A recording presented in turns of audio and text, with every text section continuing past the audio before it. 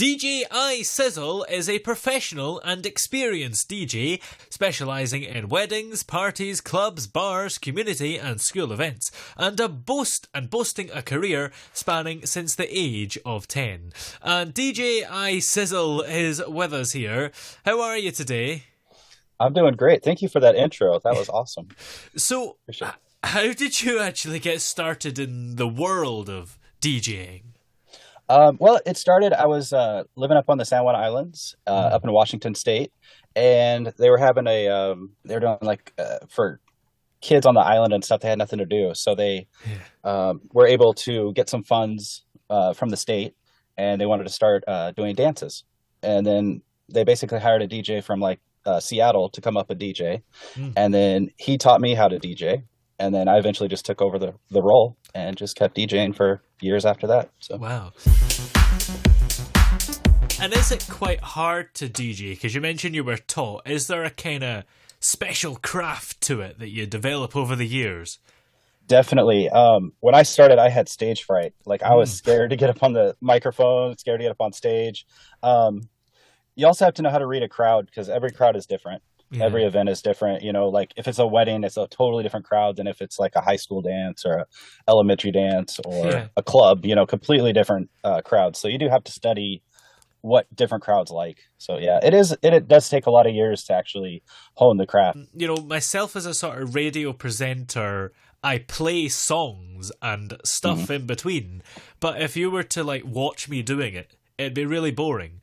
So you have to kind of be a bit dancey and a bit excited and look like you want to be there. Yeah, of course. I get into it. I love. I know a lot of DJs, they kind of frown upon line dancing and cha-cha slide or Cupid shuffle kind of dances. But man, I get into it. I love hyping the crowd up. I love getting on the mic and introducing songs, requests, all that kind of stuff. So yeah, you definitely have to get hyped because if you're just static, then they're like, why are you playing this song? Are you not feeling it? I mean, what's going on here,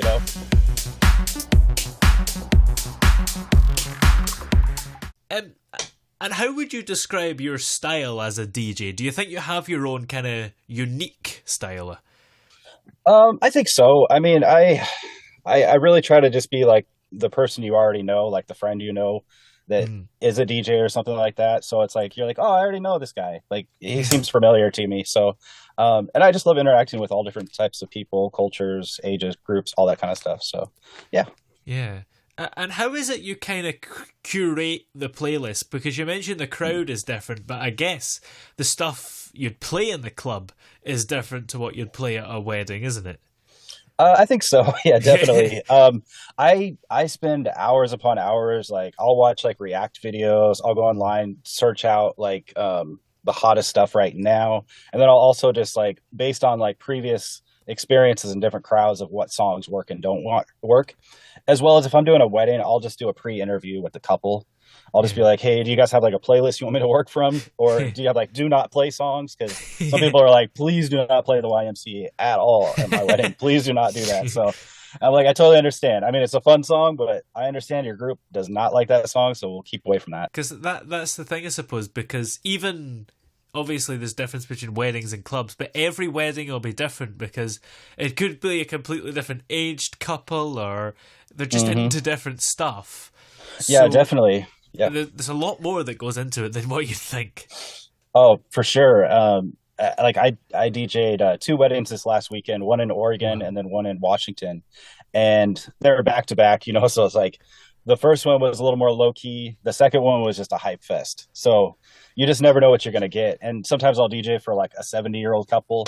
Sometimes they'll be 21. And so the music is they want 1920s music, they want 2020s music. So it's the contrast is completely different, but all in all, it's nice because you don't get burnt out on the same genre of music or you know what I mean? The same playlist. So yeah, that's a good point. And is there a secret to keeping the party dancing all night long? Yeah, there definitely is a secret. I do my own edits of songs. Ooh. Because I found certain songs that maybe 70s disco, the intro will be 1 minute long. And if you're on a dance floor and it's hot, man, you want to get right to the good stuff. You don't want to be 1 minute break of just instrumental. So what I'll do is I'll edit it down to like an 8-second intro or a 16-second intro and just get right to the good stuff. Sometimes I'll re-edit songs and make the hook first for older songs, because a lot of people don't know like verses of older songs, but they know the hook. So Yeah.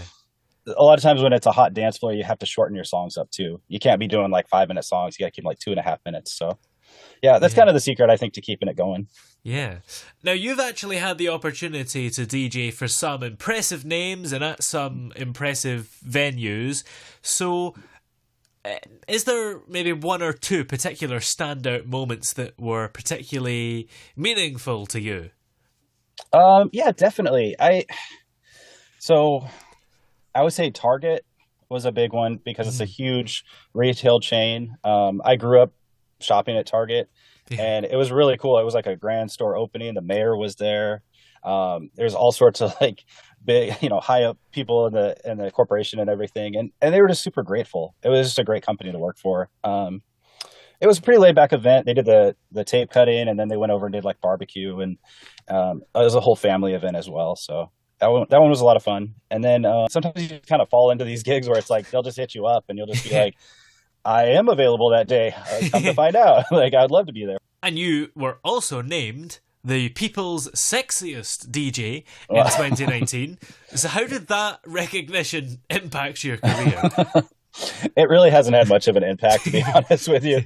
But it was just kind of like one of those, like, wow, okay, well, thank you guys. I guess, women, they like guys that dance, and they like guys that like just have fun. So maybe that was the reason. I don't know. I just I said thank you, and I just moved on. That's all. So yeah.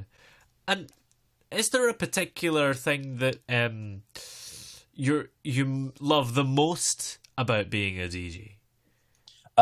It's the emotions. It really is, like, shared emotions, and being there live is totally different than a pre-recorded DJ set. Like, you can't beat the energy in a room with being around 100 people, 200 people, whatever it is. Like, you just can't beat that energy. So that's probably the best thing, is the emotions that you get. Yeah, and being live is obviously better than a pre-recorded set, but of course, absolutely, yeah, it comes with risks. So, do you get a bit nervous sometimes? The first couple shows I did, I was really nervous, but I've been so lucky these last few years. Like, I play probably around 50 to 60, 70 shows a year, and I just don't get nervous anymore. Like, this last Sunday, I was thinking about, I was like, man, I was just talking in front of 200 people. Wow. There wasn't a nerve in my body, and like, a lot of people, they get up there and they're just like very nervous to be in front of a lot of people. But I guess I just pray before. I just say, let's make everything good, and, let's just meditate on the moment, and, the rest just takes care of itself. So, yeah. And do you ever make a few mistakes? Maybe ones that people don't actually notice? Yeah, I don't use headphones in my set. What I do is I memorize all the songs, and then I set up my playlist to make sure that I have it going. But one time I accidentally played a song twice. It was like within a couple minutes, and I thought it was a different song. And I was like, oh no. But then the crowd just loved it. They were like, oh my God, you're playing this song. Yeah, we love this song. So it actually worked out okay. But yeah, sometimes like, sometimes I'll be playing for like 7-8 hours, like, so if you're playing a long set like that, it's like, you got to kind of, I don't know. You just got to have everything set up, and you got to know your whole catalog and your library. So, but if you make a mistake, you just got to say, oh, my bad. Let me bring that one back. You just pretend that was meant to happen. Yeah, that was meant to happen, of course. You can style it out, can't you? Yeah, you want to hear that song? Yeah, let's play it again. Yeah, absolutely. And 8 hours, that is quite a long shift, isn't it? I mean, do you get breaks or anything, or is it just kind of straight full on? Well, I mean, the thing that people don't tell you about DJing too is you do have to travel to these events, and sometimes that'll take you like 2-3 hours of traffic and stuff. So you're up early and you're out late night and everything. But usually with those sets, you just got to kind of take your time. I have an assistant with me, so if I have to take a bathroom break, or if I have to take like I got to go walk up there and walk back break, I got to go away from the board for a few minutes, then she'll be there for me, and she'll just kind of transition songs back and forth. So yeah. And for those who are maybe looking to pursue a career in DJing, what advice would you maybe give to them? I would say just try it out first and see if you like it. Don't invest in a bunch of gear. Don't spend like $10,000 on a bunch of gear. Yeah. I started with I found a little like tiny mixer board in a closet at my friend's house, and I hooked it up one day, and I started mixing again. And I was like, wow, this is cool. And then I ended up buying like a $300 mixer, and then just recently I bought like a $1,500 mixer. So Wow. it's just kind of like a slow upgrade. Don't try to buy all the big gear first, because you don't know, it might become a hobby or it might become something you just don't like. Yeah. So that, and you have to be a people person. It's a lot of customer service to it. So you have to be in a good mood all the time. So you can't ever be in a bad mood, else people will remember you as the bad mood DJ. So you gotta love people. That's a big part of it. So yes, and that's quite difficult when you're getting up in the early morning and finishing late at night, isn't it? Yeah. If you're not a morning person, then it's it's all that good stuff. So and looking back on your own career, what is sort of maybe your one of your all-time favorite memories or experiences? I would say the first couple of years, like when I was like 12, 13, 14, like DJing middle school dances when I was like in ninth grade or like around the same age. Even like I DJ'd my own prom, which was pretty crazy too. Like they were like, we need a DJ, and they're like, oh, we know you want to DJ. You already DJ dances anyway. So I'm like, sure, I'll be more than happy to. So probably DJing my own prom would be like a really good memory. That was a lot of fun. Well, where can we keep up to date with you and book you and do everything that you want us to do with you? Sure. My website is iSizzle.com. And I post a lot of blogs there. I have a lot of information for up and coming DJs, as well as like for people planning events. I do like a blog. I post like every couple of days on it. As well as you can catch me on the social medias, Facebook, Instagram, and YouTube. Yeah, YouTube as well. Great. Well, many thanks for talking to us today. It's been great having you here. Yeah. Yeah, appreciate it.